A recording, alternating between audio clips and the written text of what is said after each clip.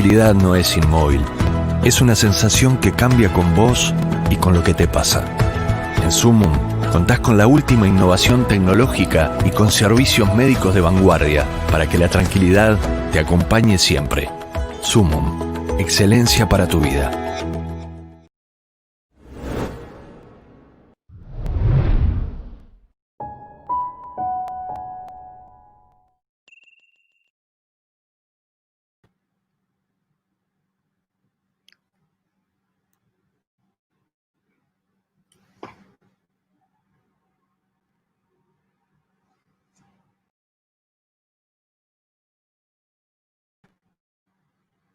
Hola, ¿se escucha bien?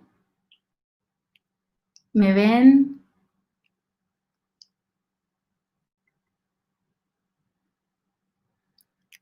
Hola a todos y bienvenidos a esta masterclass de gestión de proyectos. Mi nombre es Gia Castelo. Muchas gracias a esta edición de Campus Party Digital por la invitación. Voy a pasar a compartir mi pantalla, a ver si se ve.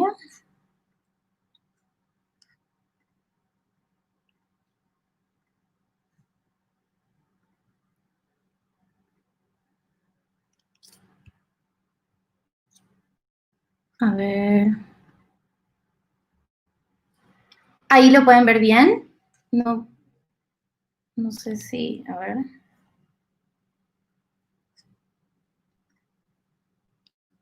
Puedo.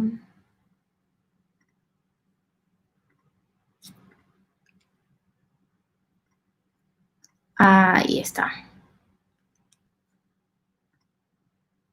Perfecto. Bueno, en esta masterclass vamos a ver sobre metodologías y técnicas para hacer gestión de proyectos para equipos remotos. Mi nombre es Gia Castelo. Les voy a compartir links de los proyectos que voy a contar un poco para que sepan que si bien yo hago gestión de proyectos, no hago gestión de proyectos para una naturaleza de proyectos en particular, sino que hay una diversa gama para la que trabajo con diferentes naturalezas de proyectos, diferentes equipos y en diferentes geografías. Por un lado, soy directora de programas de Chicas Poderosas. Voy a compartir el link de Chicas Poderosas por aquí por el chat, así pueden ver un poco de qué se trata. No lo puedo compartir. Bueno, se los pasa después el equipo. Ahí está, perfecto. Ahí está en el banner, genial.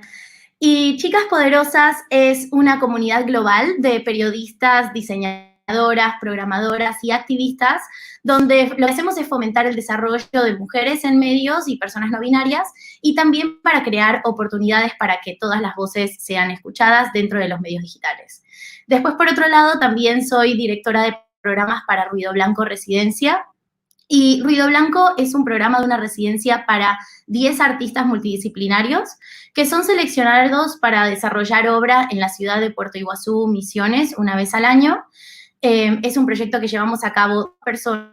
En el caso de Chicas Poderosas, somos una comunidad global en 17 países. Entonces, para que vean un poco como la escala de diferentes tipos de proyectos, naturalezas de proyectos, geografías de los equipos.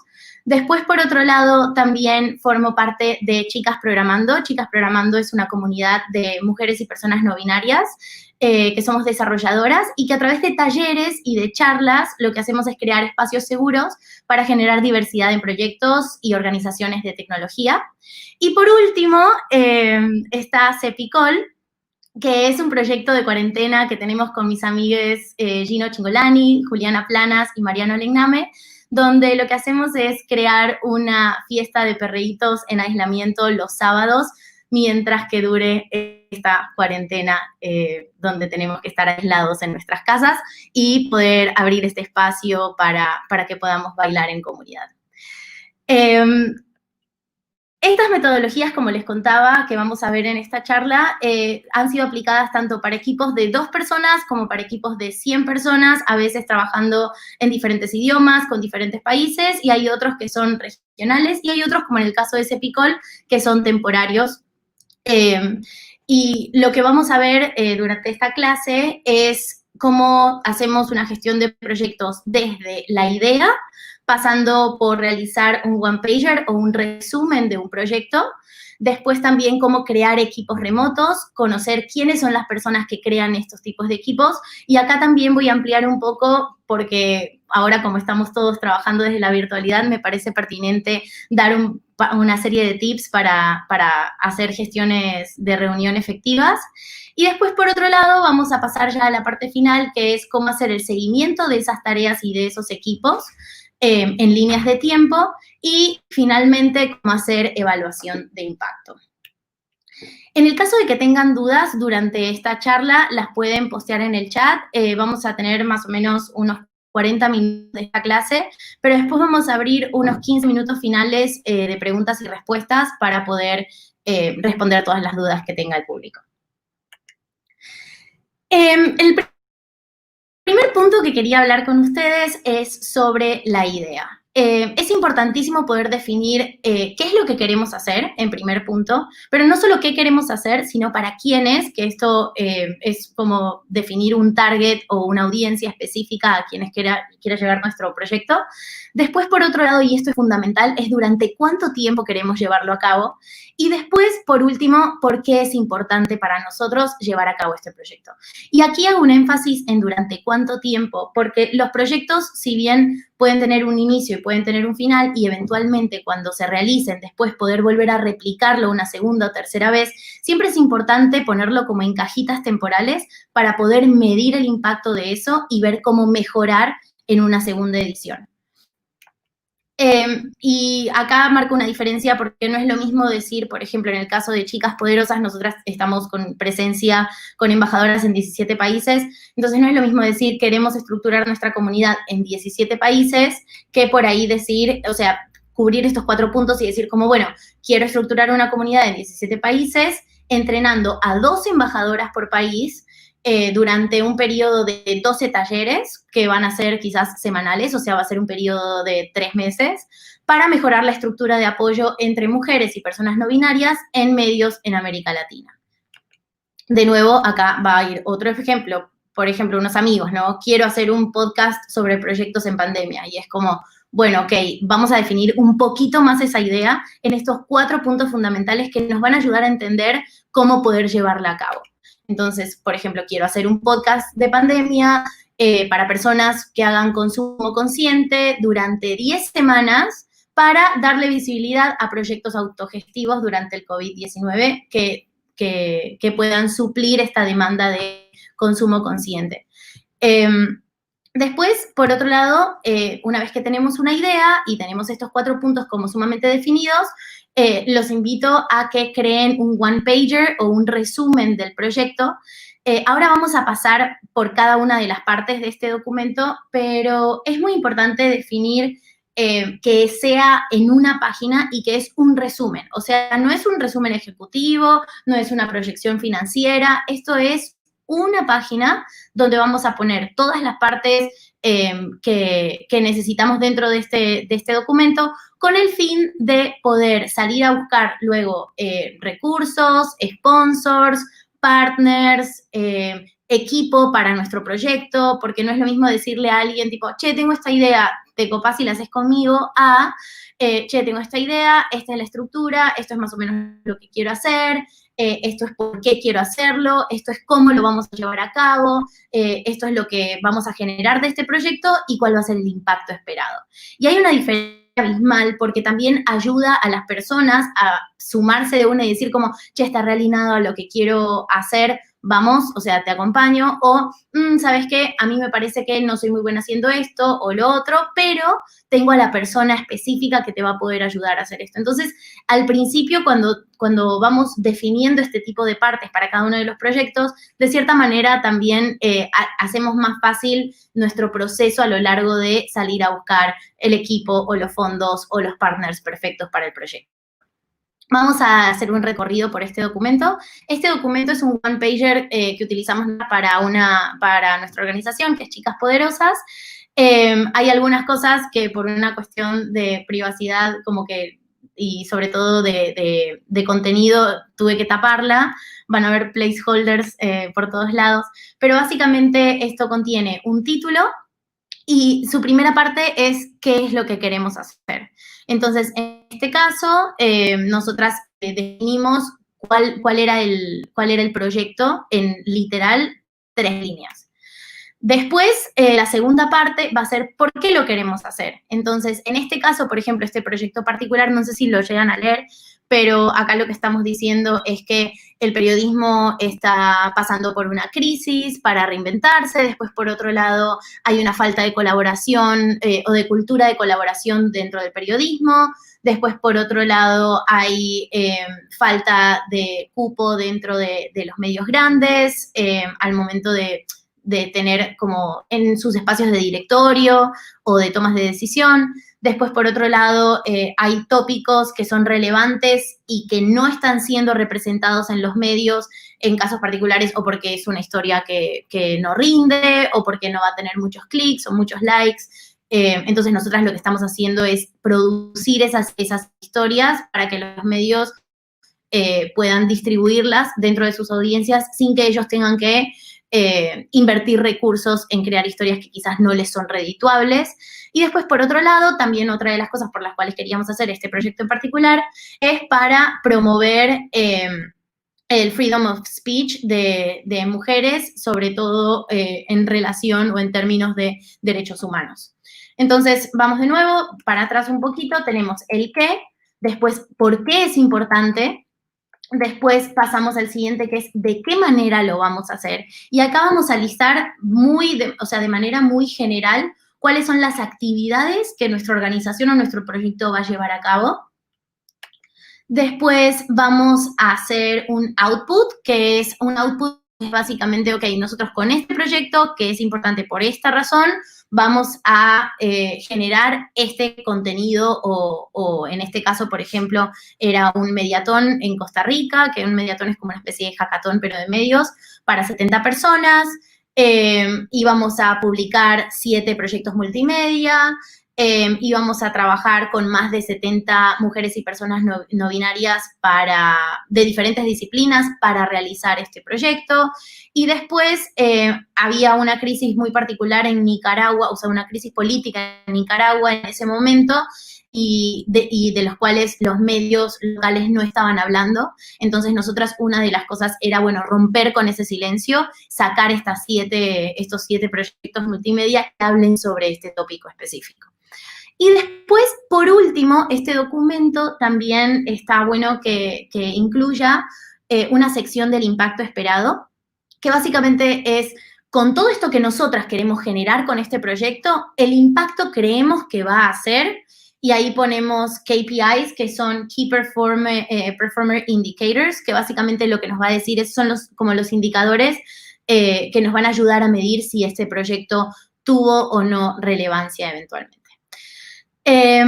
Eso por el lado de la idea y de cómo estructurar una idea y de cómo hacer este resumen de proyecto. Y ahora vamos a pasar a cómo crear equipos remotos. Para crear un equipo es muy importante entender que hay diferentes tipos de personas en un equipo. Por ejemplo, puedo tener una persona que va a estar durante todo el proyecto, que puede ser generalmente los roles ya sea de gestión de proyectos o de dirección de contenido o de comunicación, o dependiendo de la naturaleza que tenga su proyecto, van a ser diferentes roles.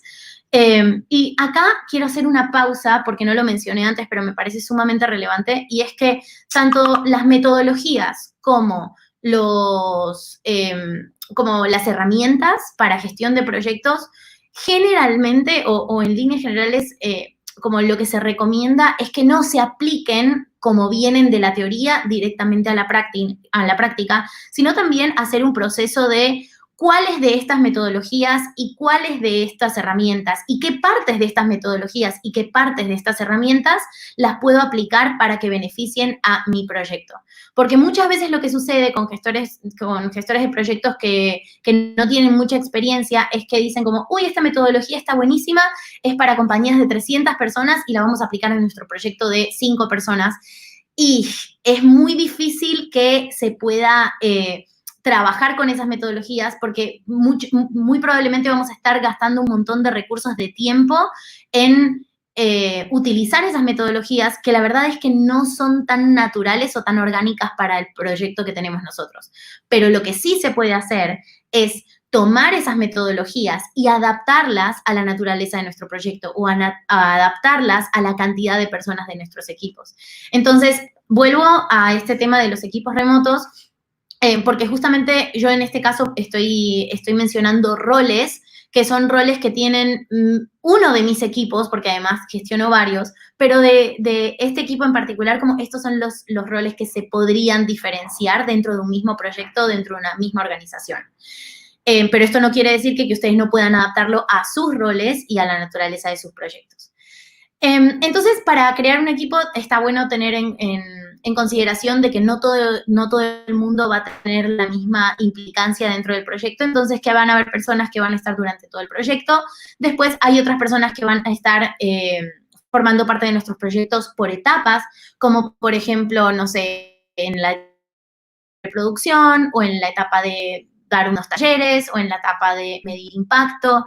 Que van a ser, por ejemplo, la de preproducción es previa a que suceda un programa, después dar talleres o trabajar sobre la comunicación va a ser en la segunda etapa, y después quizás medir impacto voy a tener personas específicas y que son profesionales capacitados y experiencia en solamente medir el impacto de un proyecto una vez que se finalizó. Después, por otro lado, también hay otros tipos de personas dentro de un equipo que pueden ser, por ejemplo, también por áreas de trabajo. O sea, yo puedo tener personas dentro de un área de contenido, por ejemplo, o de técnica o de comunicación, que no necesariamente van a estar en todo el proyecto, pero que sí van a estar formando parte de esta área específica de trabajo. Y después, por último, las que son como más, como de una... O sea, como que pasan por el proyecto de manera más rápida, que son, por ejemplo, un tallerista. O sea, si yo quiero dar un programa de 12 talleres, cada taller va a estar dado por una persona diferente y esa persona va a venir, va a adaptar su taller a lo que necesitemos, lo va a dar y se va a ir del proyecto porque va a venir el siguiente tallerista. Entonces, son como participaciones mucho más rápidas. Y dentro de equipos remotos, bueno, por ejemplo, lo que decía, ¿no? Actividad, que pueden ser 12 talleristas, por etapas, por áreas de trabajo durante todo el proyecto. Para el equipo es sumamente recomendable que se hagan reuniones periódicas. Y esta periodicidad va a depender nuevamente de la naturaleza y el proyecto que tengan, pero en líneas generales es recomendable que se hagan una reunión semanal como para hacer seguimiento de las tareas del equipo a lo largo del proyecto. Y sobre estas reuniones periódicas es sumamente recomendable que comiencen y que terminen de manera puntual y hacer muchísimo énfasis en esto. O sea, si nosotros comenzamos una reunión a las 4 y termina a las 5, que no nos extendamos hasta las 5 y 5, sino quizás 5 menos 5, decir como, bueno, nos quedaron estos tópicos en agenda, lo vemos la próxima semana, o agendamos otra reunión para esto, con el fin de que se empiece a generar una cultura organizacional de respetar los tiempos, no solo nuestros, sino también de nuestros equipos y de las personas que trabajan con nosotros. Después, por otro lado, también es sumamente recomendable armar minutas de estas reuniones que se hacen periódicas. Entonces, está buenísimo que se le pida a alguien que tome notas de lo que vamos a hablar, con el fin de que si alguien faltó o por algún motivo no pudo estar en la llamada, que igual pueda tener ese resumen ejecutivo de lo que se habló en la reunión y que pueda estar al tanto. Después, por otro lado, estas reuniones periódicas son importantes para pedir ayuda, para destrabar dificultades, porque si tenemos, por ejemplo, un área de comunicación, un área de diseño y un área de, no sé, de contenido, si yo, porque no tengo el diseño, no puedo publicarlo en redes sociales, estas llamadas semanales me van a ayudar a que la persona de diseño diga como, hey, ¿saben qué? No llego, pidamos ayuda externa, o si alguno de ustedes me puede dar una mano recogiendo, no sé, los handles de Instagram o de Twitter de las personas que van a dar el taller. Estas reuniones semanales nos ayudan a decir como, hey, estoy trabada con esto, sin esto no vamos a poder hacer las 3 pasos posteriores y todo el proyecto se va a atrasar. Entonces, son espacios también como sumamente fundamentales para mejorar las prácticas a lo largo de la marcha del proyecto. Después, por otro lado, también nos ayuda a hacer seguimientos de las actividades de la semana en relación a los posteriores, como mencionaba hace unos minutos.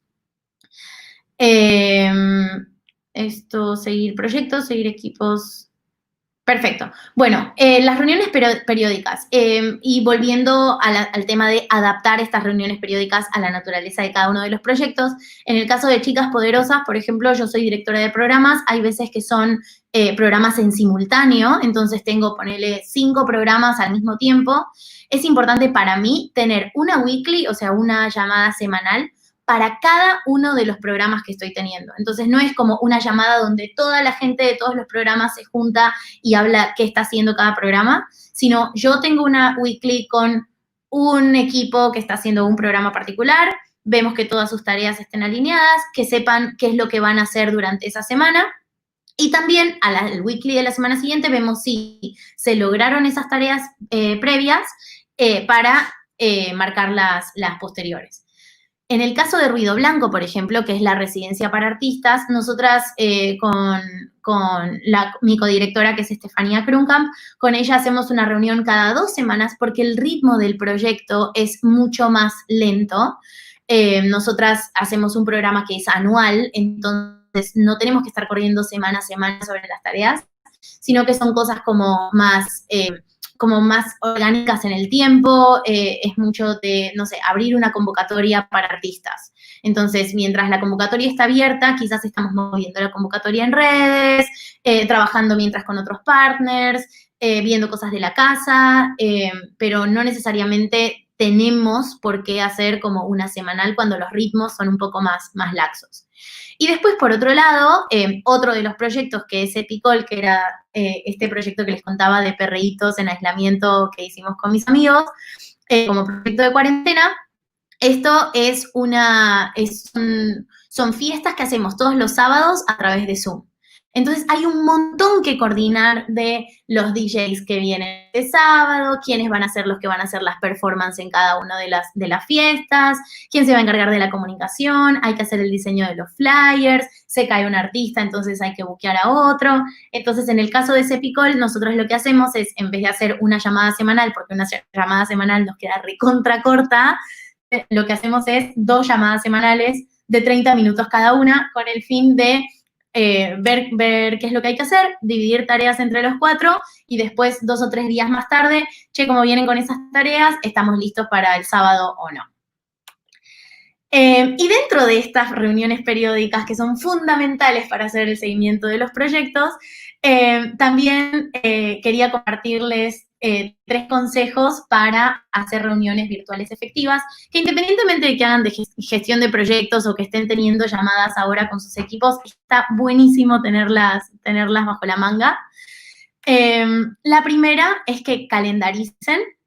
Está buenísimo que puedan establecer reuniones en calendario con las personas con las que las van a llevar a cabo, y es también como sumamente recomendable que envíen invitaciones a estas personas, pero también entiendo, y esto lo he aprendido con la experiencia, no todo el mundo es muy asiduo y muy hábil con sus calendarios o los tiene tan presentes. Entonces, también recomiendo de que con sus equipos puedan, si pueden hacerlo, envíen un mail quizás 10 minutos antes de la hora indicada de la reunión, como recordatorio para tener esta llamada, y que manden el link de ya sea el Zoom, el Google Hangouts, Jitsi, Appearing o cualquiera sea la forma en la que lo vayan a hacer. Entonces, de esta manera nos aseguramos de que las personas no solo recuerden que tienen esa llamada, sino que pueden acceder de manera sencilla y que eso no signifique una traba al momento de llegar puntuales. La segunda es tener los objetivos claros. Siempre que vayan a tener una llamada para equipos remotos, está bueno que la persona que va a hostear esa llamada pueda explicar cuál es el objetivo de la reunión al inicio. Entonces, llegaron todos mientras se van sirviendo un café y van llegando y los ves a la gente que acomodan sus cámaras y sus micrófonos. Siempre es importante poder recordar cuáles son los objetivos concretos de esa reunión, y siempre que la reunión medio se vaya del tema, volver a, los objetivos de esta llamada, que además no tenemos una hora, son estos. cumplamos con esos objetivos y después, si nos sobra tiempo, podemos sentarnos a ver cualquier otra cosa que haya pasado o que esté relacionada, pero no necesariamente que cumpla con estos objetivos. Y que dice acá, durante la sesión guía y modera la conversación para lograr el objetivo. Claro, esto guía y modera es justamente moderar el tópico y que no se nos vaya por las ramas la conversación. Después, por último, un tercer tip para tener reuniones efectivas remotas ahora que estamos en aislamiento, es que una vez que finaliza la reunión, que se puedan enviar las notas que se tomaron de esa reunión por escrito con el fin de sintetizar toda esta conversación. Fue como, ok, tuvimos esta llamada por estos objetivos en concreto y los objetivos se cumplieron de X, Y, Z. Y también es interesante poner en práctica al final de la llamada, definir los próximos pasos. Entonces, bueno, no sé, tomamos X, Y y Z decisiones, para la próxima semana hay que hacer estas 5 actividades, quiénes pueden tomar esas actividades, en qué tiempos se van a llevar a cabo esas actividades, así para la próxima semana, cuando nos encontremos en esta otra reunión, podamos hacer seguimiento como de esas actividades. Ahora vamos a entrar a una parte que a mí me apasiona, mis equipos han aprendido a amarlas con el tiempo, que es como poner tareas en líneas de tiempo. Y vamos a utilizar una herramienta acá que se llama Carta Gantt. Hay 10 millones de recursos en Internet, gratuitos, open source, pagos, más sofisticados, menos sofisticados, pero básicamente es poner tareas, actividades y recursos en líneas de tiempo. ¿Y por qué nos tomaríamos el trabajo de hacer esto? Porque es importante medir la capacidad del equipo. En primer lugar, no es lo mismo hacer 10 tareas con 10 personas en una semana que hacer 10 tareas entre 2 personas por 5 semanas. Entonces, de cierta manera, el poner las tareas y nuestra capacidad de acción nos va a ayudar a ver cuánto tiempo nos va a tomar hacer esa tarea o estimarlo de la manera más concreta posible. Después, por otro lado, nos ayuda también a optimizar tiempos, porque si necesito, no sé, si tengo a alguien que hace comunicación y diseño, muy probablemente al principio comience con las cosas de diseño y después se enfoque en las partes de comunicación, pero quizás tengo una persona que hace comunicación y otra persona que hace diseño y son 2 personas diferentes, entonces puedo dividir las diferentes etapas en diferentes actividades con el fin de que hagamos las cosas en menor tiempo posible. Después, por otro lado, nos ayuda a hacer seguimiento de estas tareas. También poner las tareas en líneas de tiempo nos ayuda o nos facilita el pedir ayuda, porque si yo tenía que hacer una tarea en 2 semanas y de repente veo que terminó la semana 1 y que estoy todavía como sumamente verde, me ayuda a decirle al equipo, oigan, necesito ayuda con estas tareas, porque si no, no voy a llegar a estas 2 semanas. Entonces, alguno que está un poco más libre con sus tareas para esa semana puede decir como, yo te doy una mano con esto, no te preocupes si llegamos. Y después, por último, cumplir, o sea, nos ayuda a estructurar todo esto de una manera visual para poder cumplir con las actividades en los tiempos estipulados. Así se ve una carta Gantt en mi vida, en el día a día. Ahora vamos a ir a definir como ciertas partecitas importantes dentro de una carta Gantt. Si lo ven así, es muy chiquito, es muy tedioso de verlo, pero vamos a entrar partes por partes para acompañarlos a entender de qué se trata este mundo de colores. Como decía antes, podemos trabajar sobre la capacidad del equipo y acá hice un recorte de estas 3 actividades que son la rosa, la azul que está por ahí en el medio y una verde oscuro que está más abajo. Hice este recorte porque en este caso particular hay un área que es de planning, hay un área que es de contenido y hay otra área que es de comunicación. Entonces, en el caso de planning, por ejemplo, estamos yo y Belén, que es una compañera amiga, mi coequiper en Chicas Poderosas, que hace comunicación y editorial. Y este era un programa que teníamos que hacer nosotras, entonces nosotras seguíamos que, por ejemplo, en enero íbamos a estar trabajando en X actividades hasta mediados de febrero y que después En otras etapas posteriores del proyecto, yo iba a poder estar trabajando en febrero en X tarea y que ella iba a poder trabajar en marzo y abril en X otras tareas. ¿Esto qué quiere decir? Que Belén todavía está disponible durante febrero para trabajar en otras cosas dentro de del mismo proyecto.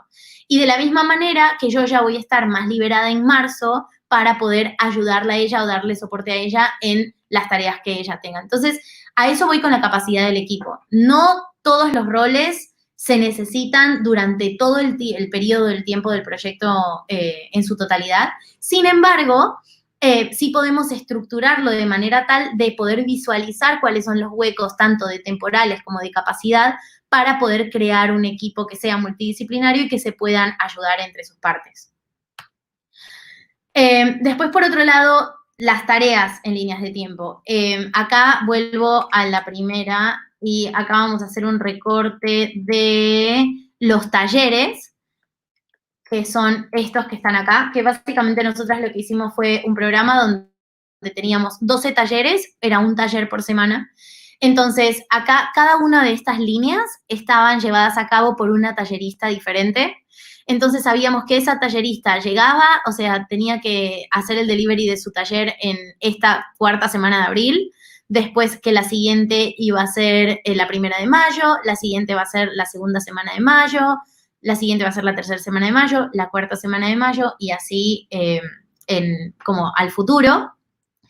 Y esto nos ayuda también a entender de, bueno, si ella tiene que hacer su taller la última de abril, quiere decir que le vamos a pedir las slides la semana anterior y eso quiere decir que vamos a contactarla para que firme su contrato en la semana anterior. Entonces, de cierta manera, para cada una de las personas vamos a ir armando como pasos previos y pasos posteriores a dar su taller y vamos a ir dividiendo en cada caso quiénes van a ser las encargadas de los contratos, por ejemplo. Entonces, una persona va a estar trabajando en el contrato de ella 3 semanas antes y esa persona la semana siguiente va a estar trabajando el contrato de esta persona y así sucesivamente. Después, por otro lado, también tenemos, bueno, esto es más como de lo mismo, más magia. Dentro de los proyectos, una vez que tenemos los equipos, que sabemos cómo llevar a cabo las reuniones para hacer seguimiento de esos equipos y que podemos definir las tareas y los recursos y ponerlas en líneas de tiempo, nos toca también medir el impacto.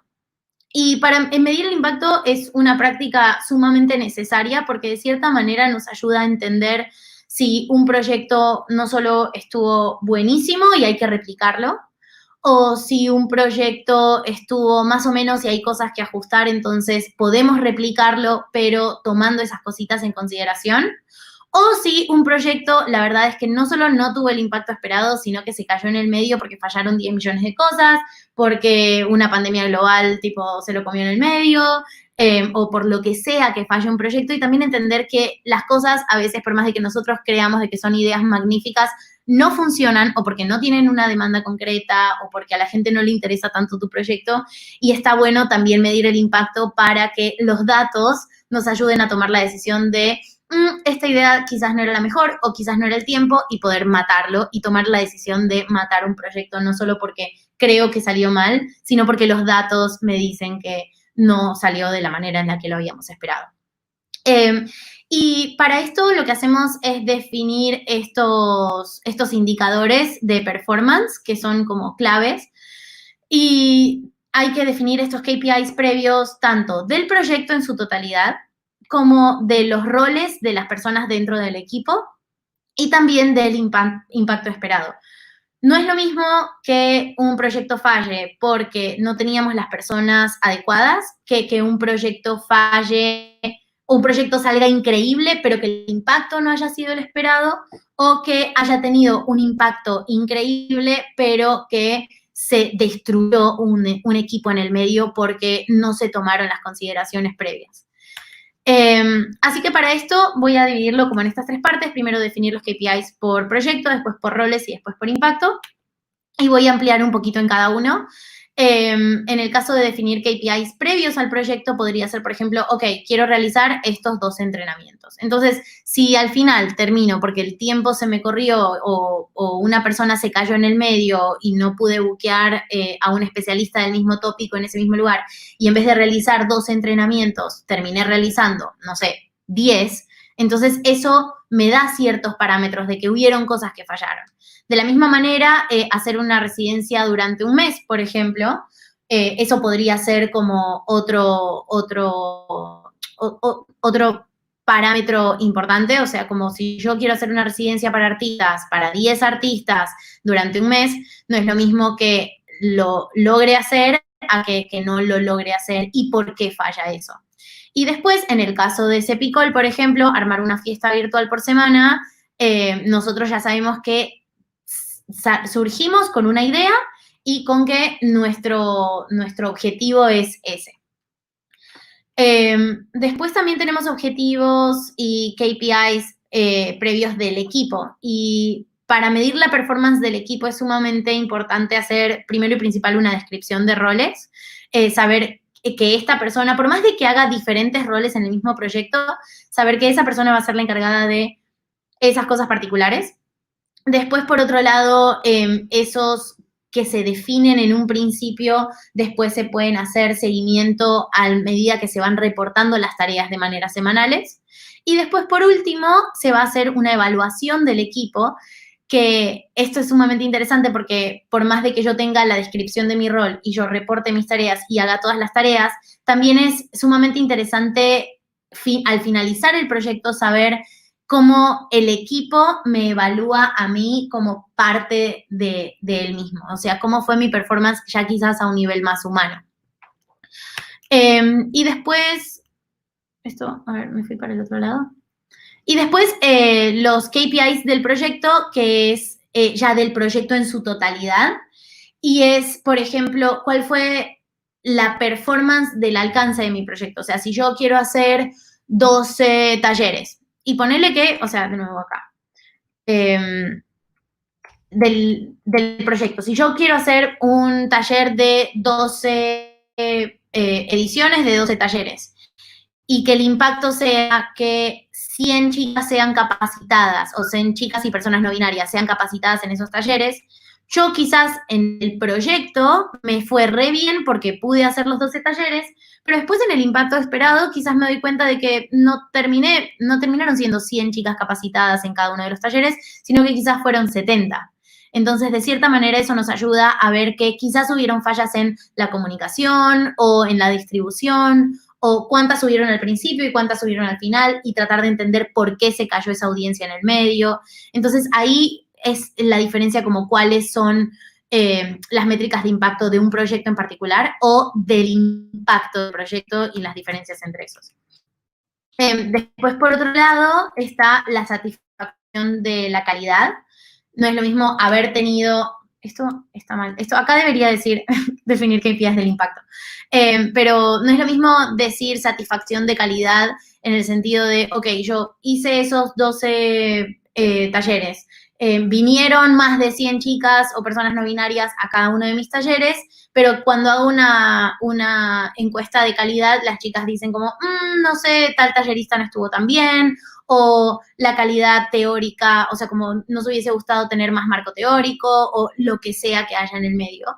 Y esa satisfacción de calidad es sumamente importante porque quizás nosotras creemos que estamos haciendo las cosas bien, pero en realidad como que no lo comparamos con lo que nosotras hacemos con lo que nosotras queríamos generar en nuestra audiencia o en nuestro público o en las personas que vienen. Y después, por último, también es importantísimo hacer un reporte final, y este reporte final ya es global de todo el proyecto en general. O sea, no solo si cumplimos con los objetivos, si logramos que el equipo esté satisfecho, que la calidad del programa haya sido la adecuada, que el alcance haya sido el que teníamos como objetivo, sino ya es un reporte final y viéndolo en perspectiva, y esto sucede ya una vez que cerramos todo el proyecto, que es lo que nos ayuda, y vuelvo al inicio de medir impacto, a definir si salió bien y si lo quiero repetir, o si salió bien y si lo quiero escalar, o quizás si salió más o menos y hay que ajustar ciertas cositas antes de volver a repetirlo, o si definitivamente el proyecto salió mal y tenemos que matar este proyecto. Antes de cerrar, me gustaría abrir a un espacio de preguntas y respuestas. No sé si hay gente conectada. Me siento muy sola hablando por acá. ¿Cuánto tiempo consideras que debe durar una reunión de trabajo remoto y o presencial para que ésta sea efectiva? Buenísimo. Eso va a depender de los objetivos de la reunión. Entonces, en líneas generales, yo para proyectos quizás más complejos, las reuniones son de 1 hora. Hay veces que para proyectos que son menos complejos son de media hora, pero te diría en líneas generales entre 30 minutos y 1 hora. Y esto también lo que puede ser es que las pongas de 1 hora como para que estar sumamente cubierta en que vas a cumplir con todos los tópicos, pero que si se termina antes, está buenísimo y nos podemos liberar antes y cada uno puede ir y hacerse un cafecito o, no sé, o tener como, no sé, escuchar 2 canciones que te gusten. Pero siempre es mejor estimar de más que de menos. Y sí diría que en un rango entre media hora y 1 hora es algo adecuado. Más de 1 hora es muy cansador. Menos de 1 hora no nos da tiempo ni para decirnos hola, mirarnos las caritas y ver cómo estamos. ¿Cuántas veces a la semana recomendás tener reuniones de trabajo, sean presenciales o remotas? Bien, yo diría que 1 vez por semana es justo y necesario. Y que de esa reunión semanal, y que generalmente, esto también es una recomendación, que sean los lunes. Porque de cierta manera, al momento en el que tenemos esa reunión de trabajo los lunes, donde organizamos qué va a hacer cada uno durante el resto de la semana, también nos ayuda a identificar si necesitamos más reuniones durante esa semana para algo en particular.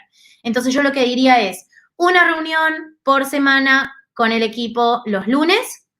Y si en el medio, ese lunes, te das cuenta de que hay que sumar más reuniones en el medio de la semana, perfecto. Y ahí ya se llama solo a las personas que están implicadas en esa tarea. No hace falta llamar a todo el equipo.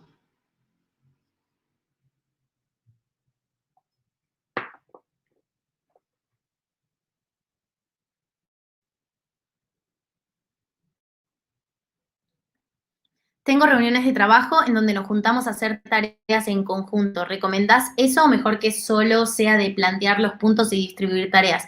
Eso depende mucho de la naturaleza del proyecto. Por ejemplo, hay tareas que hay veces que sí me agendo que sí agendo reuniones para hacer tareas específicas que sean de trabajo en conjunto, cuando, por ejemplo, hay que alinear cosas de crear, por ejemplo, una carta Gantt con el equipo. Entonces, yo no me voy a juntar con todo el equipo para hacer una carta Gantt, pero sí me voy a encargar de tomarlo con la persona que trajo ese proyecto, un poco para entender cuál es su visión del proyecto y trabajamos en esta carta juntas. Hay otras veces que lo hago yo sola, se lo mando y por ahí me dicen como, cambiaría esto o sacaría esto o metería esto y eso también se vale. Pero la verdad es que depende mucho de la naturaleza de las tareas. Pero si yo hago ambas, o sea, hay veces que hago cosas por separado de mi equipo y hay otras veces que tenemos trabajo en conjunto de manera remota. ¿Podrías repetir cuál es la herramienta que utilizas para gestionar proyectos? Es una metodología, se llama Carta Gantt, y hay un montón de plantillas en internet que se pueden utilizar. Yo generalmente voy a volver a esa para enseñarles un poco cómo qué hacerlas. Yo las diseño yo particularmente para cada equipo y para cada proyecto, porque a mí me gusta tener control de poder definir como cada proyecto es diferente, yo tengo la capacidad de poder diseñarme las mías propias, pero en líneas generales esto recomiendo que se haga de la siguiente manera. Y esto es un Excel normal, o sea, ni siquiera lo saqué de ningún lado. Pero básicamente yo lo que hago es definir meses y definir por por los tipos de semanas. Entonces, de enero yo tengo semana 1, 2, 3, 4. De febrero tengo semana 1, 2, 3, 4. De marzo, lo mismo. Y después, lo que hago es poner áreas de trabajo, como por ejemplo en este caso planning, o en este caso contenido del evento, o en este caso comunicación, y pongo las personas encargadas de esa área o de llevar a cabo esas tareas y que después entre ellas se arreglen quién hace cada cosa. Y acá lo que hago es poner las tareas. Entonces, en este caso, por ejemplo, a ver si tengo uno mejor. Quizás este va a ser el más pertinente, pero no sé si puedo hacerle zoom. A ver. No. Bueno, no importa. En este caso, por ejemplo, en el caso de Belu, acá dice, trabajar con el diseño en la estética de la semana de liderazgo. Entonces, esto era trabajar en el diseño. Y ella se puso que acá esto lo iba a trabajar Belu y la persona de diseño durante 3 semanas. Después la siguiente dice artículo sobre la semana de liderazgo. O sea, esto es un artículo que se va a crear sobre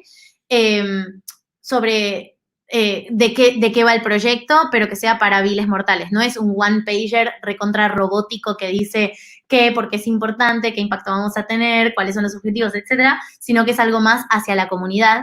Entonces, yo lo que hago es, de vuelta, para responder la pregunta de la herramienta, es poner actividades, áreas de trabajo, meses con semanas correspondientes a cada uno de estos. Entonces, dependiendo de cuántas semanas crees que te va a tomar esa tarea, las vas poniendo en la línea de tiempo y vas viendo cuántas otras cosas más o menos puedes sumar.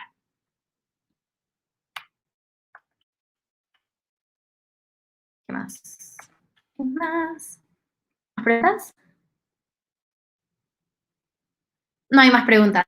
Perfecto, buenísimo. Eso fue todo entonces. Muchísimas gracias a Campus Party Digital por abrir el espacio. Y cualquier cosa pueden escribirme a gia@chicaspoderosas.org o en Instagram o Twitter a giacastelo, @giacastelo.